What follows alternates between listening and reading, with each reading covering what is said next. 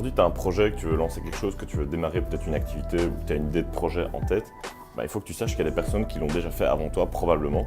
Et ce qui va être intéressant, c'est de s'inspirer de ces personnes, tout simplement parce que ça va pouvoir t'aider en fait à passer au niveau supérieur sans devoir avoir toutes les mêmes galères, sans devoir faire toutes les mêmes erreurs que ces personnes ont déjà faites.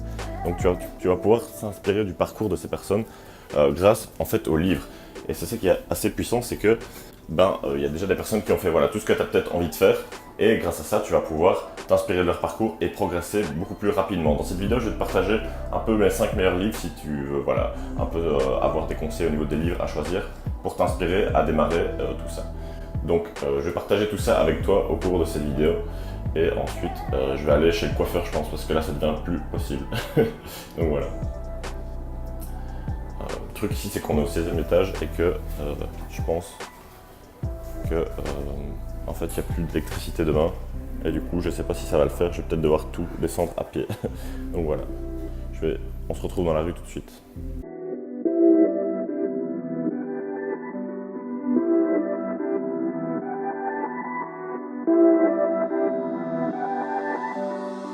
Le premier livre que j'aimerais bien partager avec toi, c'est Millionnaire Fastlane de MJ DeMarco.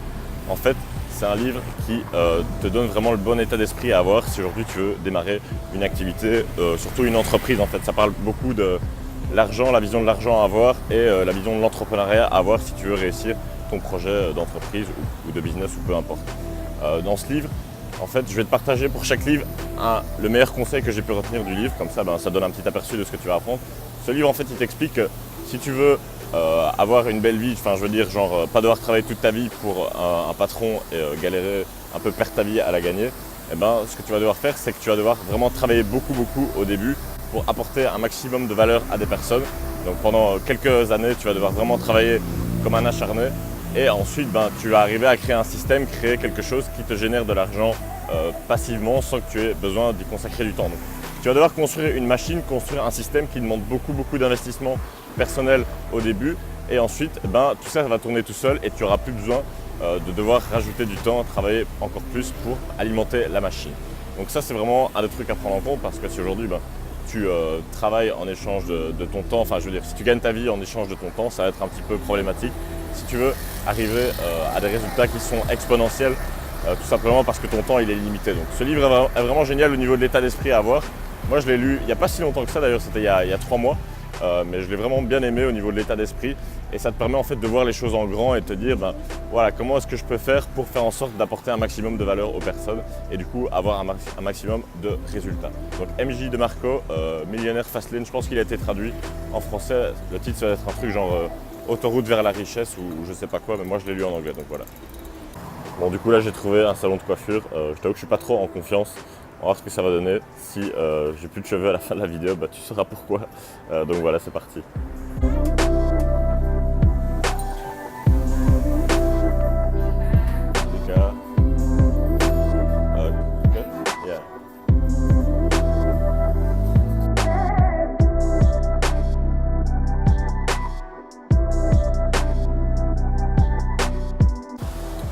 Du coup, mission accomplie. Je sais pas si c'est une coïncidence, mais ça faisait 20 minutes que je rêvais d'avoir de la pastèque.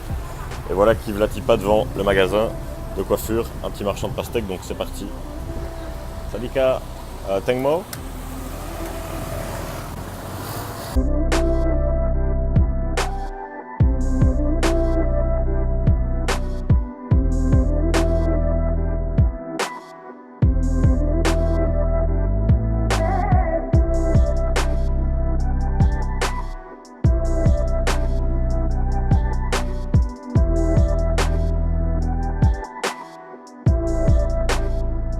En fait, je fais cette vidéo parce qu'on m'a souvent posé la question, voilà Alex, qu'est-ce que tu recommandes comme livre pour commencer à lire et à se former. Et aussi, justement, hier, j'étais dans une librairie, donc ça m'a fait penser que je ferais bien une petite vidéo là-dessus. Donc, le deuxième livre, ça va être Rich Dad Poor Dad de Robert Kiyosaki. Pardon. Le titre en français, c'est Père riche, Père pauvre. Ce qui est intéressant avec ce livre, c'est que en fait, c'est de l'éducation financière. En fait, c'est des matières que normalement, tu devrais apprendre à l'école, parce que c'est vraiment la base. Je veux dire, on t'apprend à peut-être avoir un métier à l'école, mais on ne t'apprend pas à gérer ton argent, à faire en sorte que ton argent, il travaille pour toi, plutôt que tu le dépenses dans des futilités ou des choses qui ne vont pas t'en rapporter. Donc, Un des principaux conseils de ce livre que tu peux retenir et que tu peux retirer et appliquer ça va être que la différence entre les riches et les pauvres, c'est que les riches, ils dépensent leur argent dans des actifs. Donc ça veut dire quoi? Ça veut dire que les dépenses des riches, quand ils sortent de l'argent de leur portefeuille, la plupart du temps, c'est pour acheter des choses qui vont leur rapporter de l'argent un peu plus tard. Ça peut être par exemple acheter un bien immobilier qu'on va mettre en location, ça peut être par exemple acheter des actions qui vont nous ramener des dividendes au fil du temps, etc. etc. Tandis que les pauvres, enfin quand je dis pauvres, c'est plutôt la classe moyenne on va dire, ou qui n'a pas un bon patrimoine financier, eh ben, eux ils vont plutôt dépenser leur argent dans des choses qui leur font perdre de l'argent. Donc, typiquement peut-être une voiture ou des vacances ou ce genre de choses. Voilà. Bon après c'est pas tout noir ou tout blanc, mais c'est juste que peut-être plus voilà, il faut que tu essaies de te concentrer sur dépenser ton argent dans des actifs, que ce soit des investissements, je sais pas, immobiliers, boursiers, ou même des investissements dans ton business, ou même investir sur toi en achetant peut-être des formations ou des trucs comme ça. Ça, c'est des choses où tu vas avoir un retour sur investissement et du coup qui vont te rapporter de l'argent. Donc, ça, c'est un des premiers livres que j'avais lu qui m'a pas mal ouvert l'esprit au niveau voilà, état d'esprit, vraiment mindset à avoir pour prospérer et pour développer un patrimoine financier. Le quatrième livre, c'était How to Win Friends and Influence People de Dale Carnegie. Donc c'est le titre en français un peu bizarre, genre comment se faire des amis, un truc comme ça. En gros, c'est un livre qui te parle un petit peu des interactions sociales. En fait, il t'explique voilà, c'est quoi les bonnes méthodes pour je veux dire, parler aux personnes, peut-être se faire des amis, c'est un titre un peu bizarre. Mais en gros, le but, voilà, comment être apprécié et comment bien gérer ces différentes interactions sociales. Parce que c'est primordial, tout simplement, si tu veux faire quelque chose dans ta vie, tu ne vas pas réussir à le faire tout seul. Donc, voilà, à ce niveau-là, il faut prendre ça en compte, c'est assez important. Du coup, voilà, ce livre, c'est un peu un must-have, c'est un best-seller un peu de développement personnel. C'est des choses que peut-être tu sais déjà, mais que tu ne prends pas forcément en compte et auxquelles tu ne penses pas vraiment. Donc ça peut être intéressant si tu veux avoir des collaborateurs.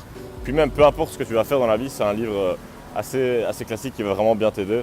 Et je pense que c'est intéressant de le relire, il n'est pas très grand, il se lit assez facilement et c'est illustré par des exemples. Donc voilà, c'est un peu des principes de psychologie, d'interaction sociale et de persuasion et juste voilà, des bons principes à appliquer. Donc je vais monter sur le toit de la piscine, on se retrouve là-bas.